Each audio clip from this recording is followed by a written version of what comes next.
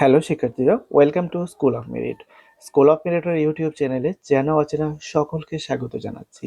আজকের ক্লাসে আমি আলোচনা করব ত্রিপুরা ইউনিভার্সিটির আন্ডারে এনইপি 2020-তে তোমরা এই বছর যারা বিএ থার্ড সেমিস্টারে পড়াশোনা করছো, তোমাদের বেঙ্গলি মেজর পেপার 6 এর ফাইনাল সাজেশন এবং মিনি সাজেশন নিয়ে। তোমরা যারা স্কুল অফ মেরিটে স্টাডি করছো ইতিমধ্যে ফাইনাল সাজেশন পেয়ে গেছো, কিন্তু তোমাদের মধ্যে অনেকেই আছে যারা এখনো পড়াশোনা শুরু করোনি, কিংবা তোমাদের প্রিপারেশন খুব বেশি একটা ভালো নয়।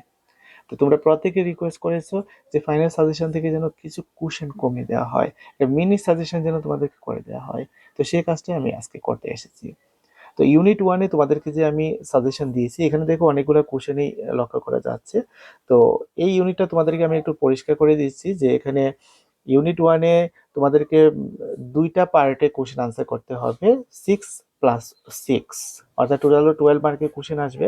এর মধ্যে একটা পার্টে তোমাদের আসবে যে উদাহরণ সহ সংজ্ঞা লিখো।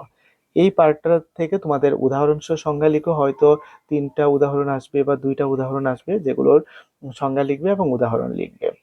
তো এই পার্টটা যদি তোমরা ভালো করে শিখে নাও, নাম্বার এখান থেকে তোমাদের আহ, পরীক্ষাতে 6 নাম্বার কমন পড়ে যাবে।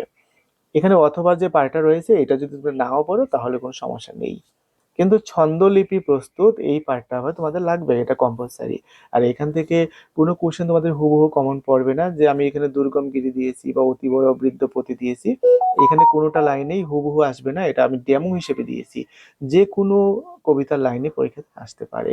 তো ছন্দলিপি কিভাবে প্রস্তুত করা হয় তার উপরে তোমরা ইউটিউবে আমার ভিডিও ক্লাস রয়েছে, ওইখান থেকে ক্লাসটা দেখে নিও, তাহলে এটা তোমরা করতে পারবে। তো এবার চলো আমরা দেখে নিচ্ছি যে ইউনিট 2 থেকে তোমাদেরকে কি সাজেস্ট করা হয়েছিল।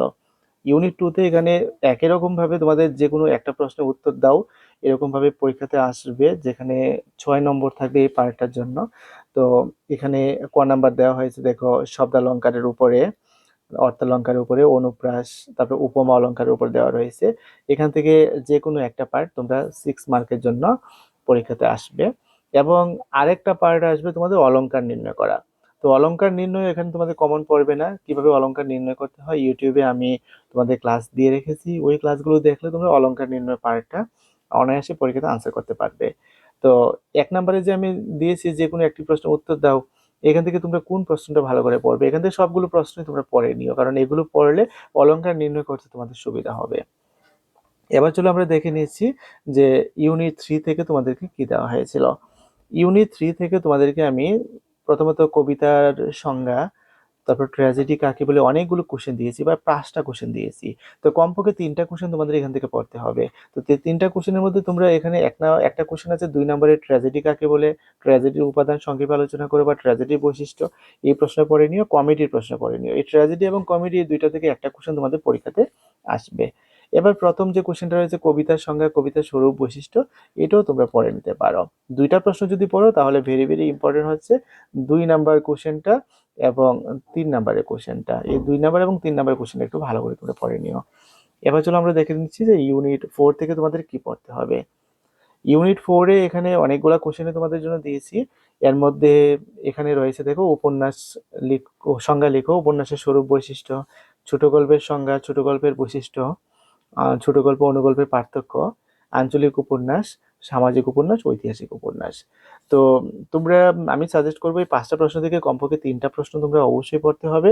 এবং এই 3টা প্রশ্নের মধ্যে এখানে আঞ্চলিক উপন্যাসের প্রশ্নটা পড়ে নিও, সামাজিক উপন্যাস এবং ঐতিহাসিক উপন্যাস, এই 3টা পার্ট ভালো করে পড়ে নিলে এখান থেকে একটা কোশ্চেন তোমাদের 100% পরীক্ষাতে কমন পড়বে, আই হোপ। তো এই হচ্ছে তোমাদের ফাইনাল সাজেশন এবং মিনি সাজেশন। যদিও সাজেশন থেকে 100% পরীক্ষাতে সবসময় কমন পড়বে এটা বলা ঠিক নয়, কারণ সাজেশন মানে হচ্ছে সম্ভাব্য কোশ্চেন।